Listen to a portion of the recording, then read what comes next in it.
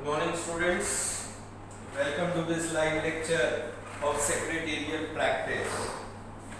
Last Saturday को हम लोगों ने चैप्टर नंबर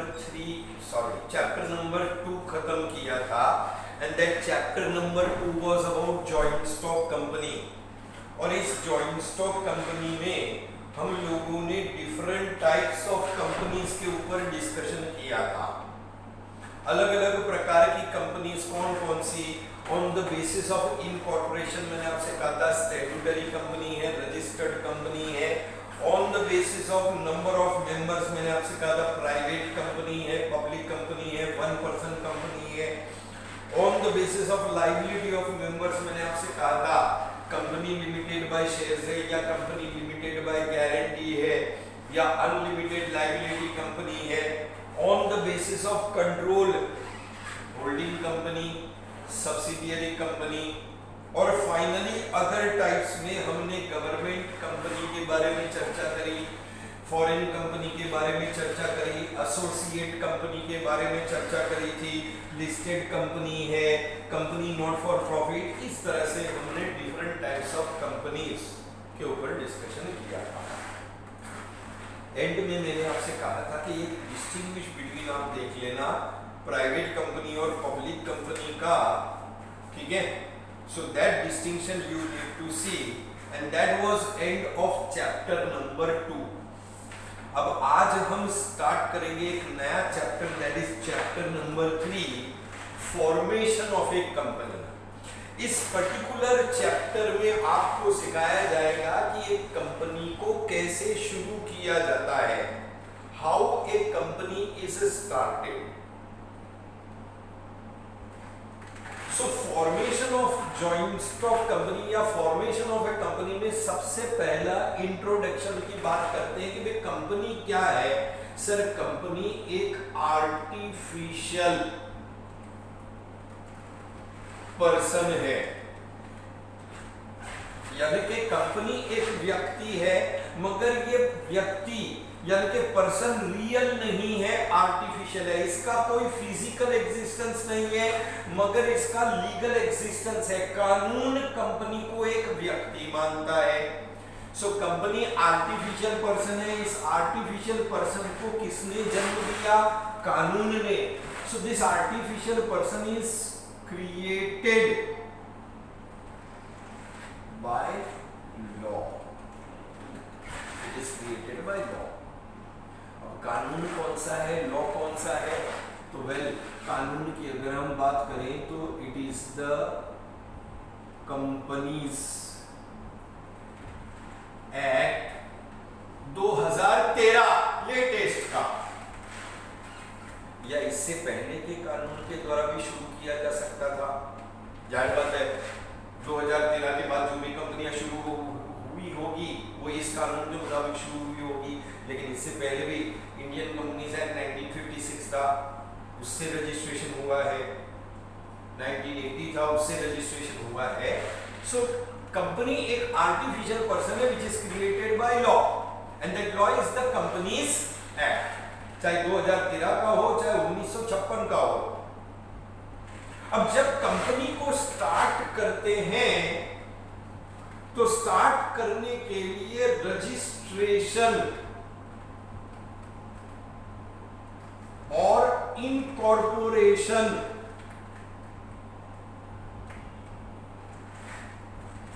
इज कंपल्सरी. यानी कि जॉइंट स्टॉक कंपनी को स्टार्ट करने के लिए रजिस्ट्रेशन करवाना कंपल्सरी है. ये रजिस्ट्रेशन किसके पास करवाएंगे? भारत सरकार ने हर राज्य में एक रजिस्ट्रार ऑफ कंपनीज को अपॉइंट किया है. जिस राज्य में कंपनी की हेड ऑफिस लोकेटेड होगी उस राज्य के रजिस्ट्रार के पास जाके रजिस्ट्रेशन करवाना पड़ेगा. जैसे मान लो एक सिंपल सा एग्जांपल देता हूं कि मैं कंपनी स्टार्ट करना चाहता हूं. अब ये कंपनी की हेड ऑफिस में मुंबई में खोलूंगा. अब मुंबई किधर आता है? महाराष्ट्र में आता है. तो मैं महाराष्ट्र के रजिस्ट्रार के पास जाके अपनी कंपनी का रजिस्ट्रेशन करवाऊंगा. रजिस्ट्रेशन करने के लिए किसके पास जाना पड़ेगा? रजिस्ट्रार ऑफ कंपनीज, जिसको हम शॉर्ट में आरओसी कहते हैं। आरओसी के पास जा करके रजिस्ट्रेशन करवाना होगा। जिस स्टेट में मेरी कंपनी की हेड ऑफिस लोकेटेड होगी, उस स्टेट के रजिस्ट्रार के पास जाके रजिस्ट्रेशन करवाऊंगा। जब मैं कंपनी का रजिस्ट्रेशन करवाता हूं, तब कंपनी का जन्म होता है एक व्यक्ति के तौर पर। इट कम्स इनटू एग्जिस्टेंस, यानी मेरी कंपनी अस्तित्व में आती है। So I have to go to the registrar और रजिस्ट्रेशन करवाना होगा। ठीक है। अब बेसिकली ये जो रजिस्ट्रेशन हम करवाते हैं, ये रजिस्ट्रेशन के वक्त हमको तय करना होगा कि हम किस प्रकार की कंपनी खोलना चाहते हैं। देख, कंपनी का रजिस्ट्रेशन जो होता है, that is on the basis of number of promoters और पर्सन्स। कंपनी को शुरू करने वाले कितने व्यक्ति हैं, उसके आधार पर 3 प्रकार की कंपनियां शुरू की जा सकती है। कंपनी को शुरू करने वाले कितने लोग हैं, उसके आधार पर 3 प्रकार की कंपनियां शुरू की जा सकती है। शुरू करने के वक्त सबसे पहले तो ये डिसाइड करेंगे कि कंपनी कौन सी होगी, कितने लोग उसे स्टार्ट करेंगे। On the basis of number of promoters you can have public company. Public company वो होती है जिसमें मिनिमम 7 पर्सन्स हो तो ही शुरू किया जा सकता है, अदरवाइज आप पब्लिक कंपनी स्टार्ट नहीं कर सकते। प्राइवेट कंपनी भी हो सकती है। प्राइवेट कंपनी अगर शुरू करना है तो इसे शुरू करने के लिए मिनिमम 2 पर्सन्स की आवश्यकता है, यानी कि कम से कम 2 लोग तो होने ही चाहिए। तीसरा, मैं 1 पर्सन कंपनी भी स्टार्ट कर सकता हूं। I can start 1 person company, और ये 1 person स्टार्ट करने के लिए all I need is minimum 1 person। एक अकेला व्यक्ति हूं, मैं इस कंपनी को स्टार्ट कर सकता हूं। सो शुरू करने के वक्त जब मैं रजिस्ट्रार के पास जाऊंगा, तो सबसे पहले तो मुझे यह तय करना होगा कि मैं कौन सी कंपनी शुरू करना चाहता हूं। पब्लिक कंपनी, प्राइवेट कंपनी या 1 person company. That is first thing. दूसरी बात, मुझे कंपनी को शुरू करने के वक्त यह भी तय करना होगा कि मेरी कंपनी के मेंबर्स या शेयर होल्डर की लायबिलिटी कितनी होगी। On the basis of liability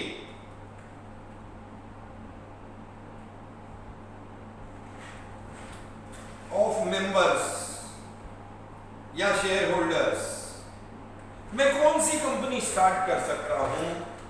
I can start company limited by shares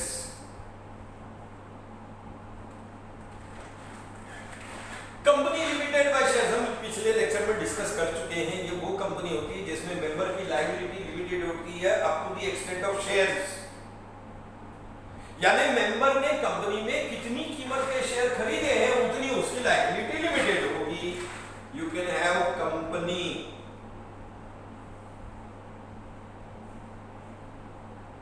limited by guarantee company limited by guarantee वो कंपनी है जिसमें हर मेंबर कंपनी बंद होने के समय में एक सर्टेन अमाउंट देने की गारंटी देता है और जितनी की वो गारंटी देगा उतनी उसकी लायबिलिटी लिमिटेड होगी। या मैं शुरू कर सकता हूं unlimited liability company. Unlimited liability company एक ऐसी कंपनी है जिसमें मेंबर की या शेयर होल्डर की लायबिलिटी लिमिटेड होती है। सो कंपनी स्टार्ट करने के वक्त, कंपनी शुरू करने के वक्त, रजिस्ट्रेशन करवाने के वक्त मुझे तय करना होगा कि मैं जो कंपनी शुरू कर रहा हूं वो पब्लिक कंपनी है, प्राइवेट कंपनी है या वन पर्सन कंपनी है, क्योंकि उसी के हिसाब से मुझे उतने लोगों का, मिनिमम उतने लोगों का इंतजाम करना होगा। दूसरी बात, मुझे यह तय करना होगा कि मेरे कंपनी के जो भी मेंबर या शेयर होल्डर होंगे उनकी लायबिलिटी कौन सी होगी। अब बात आती है सर फॉर्मेशन का मतलब क्या होता है।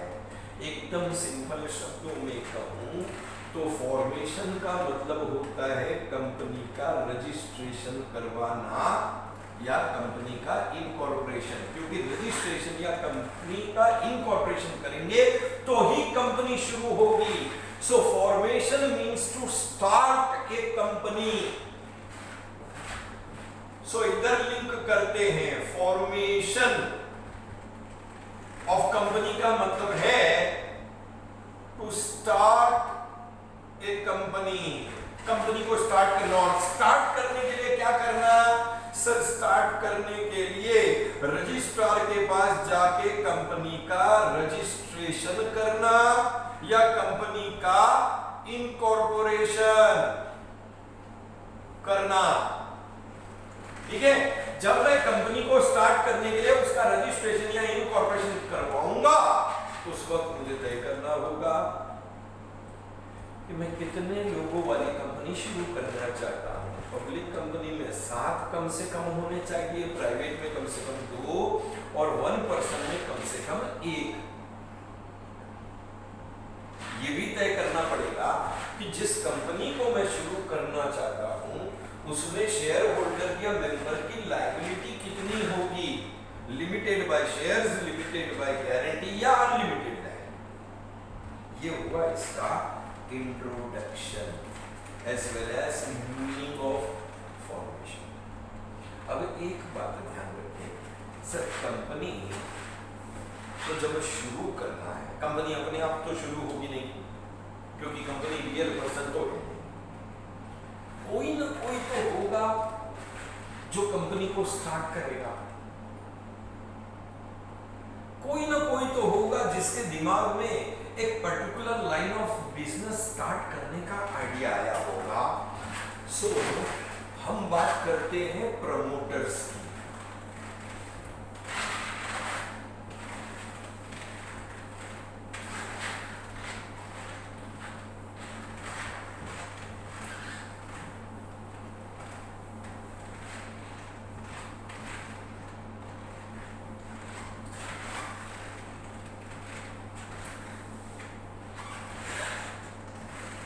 प्रमोटर्स कौन है?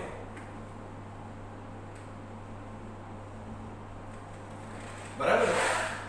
सी प्रमोटर्स को हम फाउंडर्स भी कहते हैं। They are the founders of the company. Why? क्योंकि कंपनी का फाउंडेशन या कंपनी की नींव यही लोग रखते हैं। They are the ones who lay the foundations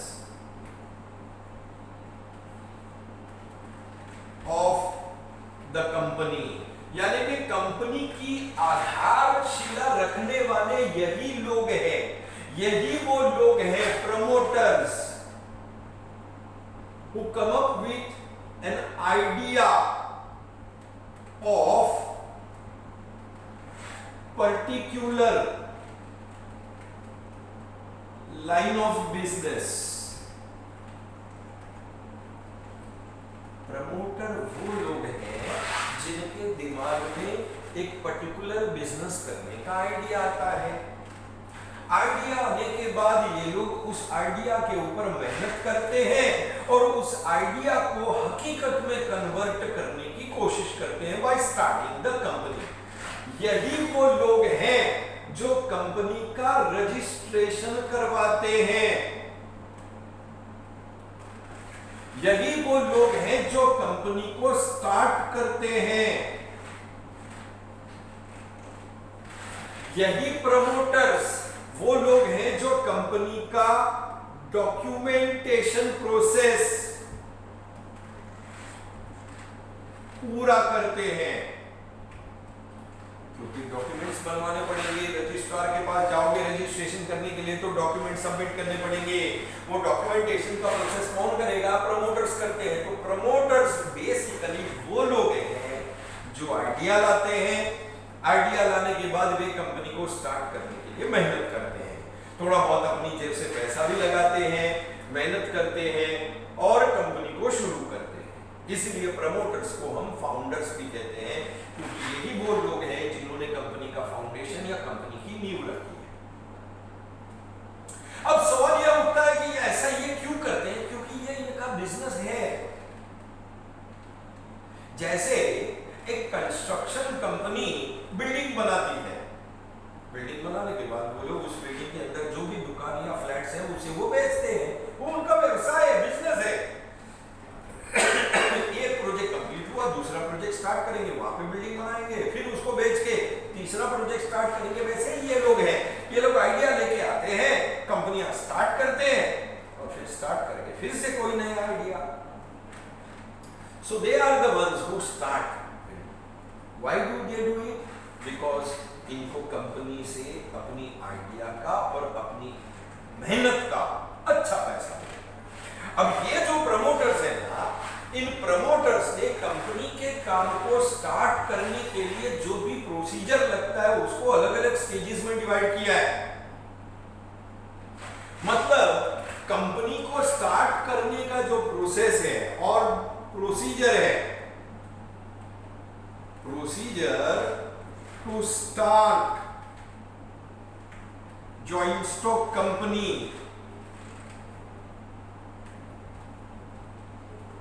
लेंदी है, यानी कि काफी लंबा प्रोसीजर है। लेंदी होने के साथ साथ कॉम्प्लेक्स या कॉम्प्लिकेटेड भी है ये प्रोसेस, और कॉम्प्लेक्स या कॉम्प्लिकेटेड होने के साथ साथ ये कॉस्टली भी है, एक्सपेंसिव है। क्योंकि रजिस्ट्रार के पास जाके रजिस्ट्रेशन फीस देना पड़ेगा, जो डॉक्यूमेंट्स वगैरह बनवाएंगे उसमें वकील को फीस देना पड़ेगा, आइडिया के ऊपर डिटेल्ड इन्वेस्टिगेशन करवाना पड़ेगा। सो इट्स ए कॉस्टली और एक्सपेंसिव एक्सरसाइज। इसी लेंदी प्रोसीजर को 3 स्टेजेस में डिवाइड किया है प्रमोटर्स ने। So promoters have divided the formation procedure into 3 stages। 3 stages में डिवाइड किया है प्रमोटर्स ने कंपनी को शुरू करने के काम को। इन 3 स्टेजेस में पहला स्टेज जो है that is promotion stage. The first stage is promotion stage. Second stage incorporation या रजिस्ट्रेशन स्टेज, और तीसरा स्टेज जो है दैट इज कमेंस बिजनेस और ट्रेडिंग सर्टिफिकेट।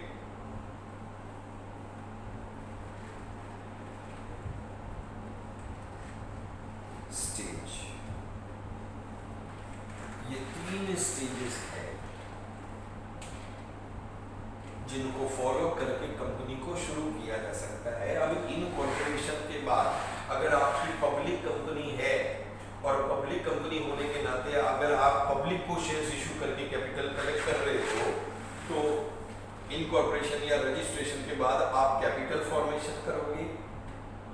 ठीक है, और कैपिटल रेजिंग हो जाने के बाद आप रजिस्ट्रार के पास।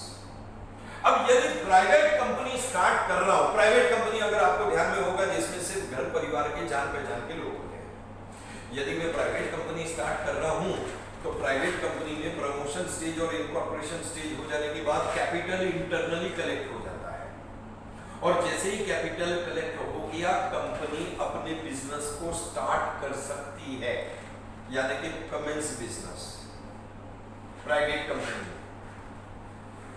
सो it can start business after this incorporation certificate. इन जैसे ही कंपनी को, प्राइवेट कंपनी को इनकॉर्पोरेशन सर्टिफिकेट मिल गया, प्राइवेट कंपनी अपना बिजनेस स्टार्ट कर सकती है, उसे कमेंस बिजनेस सर्टिफिकेट लेने की आवश्यकता नहीं है। लेकिन अगर पब्लिक कंपनी है जो कि पब्लिक के पास से कैपिटल कलेक्ट कर रही है, तो उसे इनकॉर्पोरेशन हो जाने के बाद प्रोस्पेक्टस इशू करना होगा।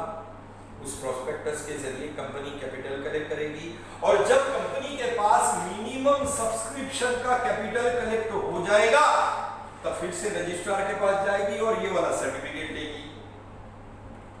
क्योंकि ये कमेंस बिजनेस सर्टिफिकेट मिलने के बाद या ट्रेडिंग सर्टिफिकेट मिलने के बाद ही कंपनी अपने बिजनेस को कमेंस कर सकती है या कंपनी अपनी ट्रेडिंग स्टार्ट कर सकती है, उससे पहले कंपनी नहीं कर सकती। सो ये 3 स्टेजेस है। ध्यान रखें, प्राइवेट कंपनी को सिर्फ पहले 2 स्टेजेस करने होते हैं, पब्लिक कंपनी यदि है तो सारे स्टेजेस पूरे करने पड़ते हैं। इन स्टेजेस के दौरान जो भी लीगल फॉर्मेलिटीज है उसी के बारे में आपको इसमें जानकारी दी गई है। अब मैं आपको बता दूं कि दिस चैप्टर जो है it is starting from page number 33। इस पेज नंबर 33 में आपको सबसे पहले इंट्रोडक्शन दिया गया है। इस इंट्रोडक्शन में जैसे मैंने आपसे कहा था कि company artificial person created by law है, कंपनी को स्टार्ट करने के लिए रजिस्ट्रेशन करवाना कंपलसरी है। फॉर्मेशन का मीनिंग दिया है कि भाई फॉर्मेशन का मतलब क्या होता है। सर फॉर्मेशन का मतलब होता है कंपनी को स्टार्ट करना या शुरू करना, जिसके लिए रजिस्ट्रार के पास जाके करवाना पड़ता है रजिस्ट्रेशन। ये आपको सेकंड पैराग्राफ के अंदर मिल जाएगा। कंपनी जब आप शुरू करना चाहते हो या रजिस्ट्रेशन करवाना चाहते हो तो कितने लोगों के जरिए आप शुरू करोगे। Public company minimum 7, private company minimum 2, और अगर 1 पर्सन कंपनी है तो मिनिमम 1 पर्सन के जरिए शुरू किया जा सकता है। शुरू करने के वक्त आपको ये भी तय करना होगा कि मेंबर्स की लायबिलिटी कितनी होगी, company limited by shares, company limited by guarantee, या तो फिर नेक्स्ट पेज पे आ जाओगे तो अनलिमिटेड लायबिलिटी कंपनी। फिर उसके बाद में मैंने आपको आइडिया दिया कि भाई प्रमोटर्स कौन होते हैं। सर प्रमोटर्स वो है जो आइडिया लेके आते हैं, बराबर है। प्रमोटर एक जैसे मूवी में एक डायरेक्टर होता है, डायरेक्टर के दिमाग में स्टोरी आती है, वो स्टोरी आने के बाद वो फाइनेंसर का इंतजाम करता है यानी कि प्रोड्यूसर का इंतजाम करता है और फिल्म बनाता है। तो जैसे एक डायरेक्टर फिल्म बनाता है उसी तरीके से प्रमोटर वो है जो कंपनी को स्टार्ट करने का आइडिया लेके आता है और कंपनी को शुरू करने के लिए जेब से थोड़े बहुत पैसे लगाता है, कंपनी का रजिस्ट्रेशन करके कंपनी को शुरू करता है। शुरू करने के लिए ये स्टेजेस का आइडिया दिया गया है कि कुल मिलाकर के कितने स्टेज हैं। 3 स्टेजेस है, प्रमोशन स्टेज है, इनकॉर्पोरेशन स्टेज है और कमेंसमेंट ऑफ बिजनेस स्टेज है। 3 स्टेजेस, ठीक है। फिर इसके बाद में अलग अलग स्टेजेस का एक्सप्लेनेशन दिया हुआ है। नेक्स्ट लेक्चर में जब हम मिलेंगे तब हम इन 3 स्टेजेस के बारे में डिटेल में चर्चा करेंगे। इसमें सबसे पहले प्रमोशन स्टेज आएगा, फिर उसके बाद में इनकॉर्पोरेशन स्टेज आएगा और फिर फाइनली 3rd स्टेज जो है that is you can say commencement of business. 3 stages basically. देखो यहाँ पर आपको आइडिया मिलेगा, ये इनकॉर्पोरेशन सर्टिफिकेट है। जब आप कंपनी का रजिस्ट्रेशन या इनकॉर्पोरेशन करवाओगे तो रजिस्ट्रार आपको इस प्रकार का सर्टिफिकेट देगा। ये कंपनी का बर्थ सर्टिफिकेट है। ये सर्टिफिकेट मिलने के बाद कंपनी स्टार्ट होती है, कंपनी एक्सिस्टेंस में आती है as an artificial person created by law, but that will be discussing in the next lecture. तब तक के लिए अपना ख्याल रखें, घर पर रहें, सुरक्षित रहें, टेक केयर ऑफ योरसेल्फ। टीका बहुत जल्दी आने वाला है, ऐसा हमारे प्रधानमंत्री ने बोला है। जब तक टीका आए तब तक अपने आप को टिकाए रखें, ठीक है? Vaccine will come soon. Thank you very much. अच्छा, ऐसा भी सुनने आया है कि आज सेकेंड लिस्ट लगने वाली है, तो जिन लोगों का फर्स्ट लिस्ट में नाम नहीं आया है उनको मेरी तरफ से बहुत बहुत बेस्ट ऑफ लक, ताकि आपका नाम सेकेंड लिस्ट में आ जाए। Thank you very much.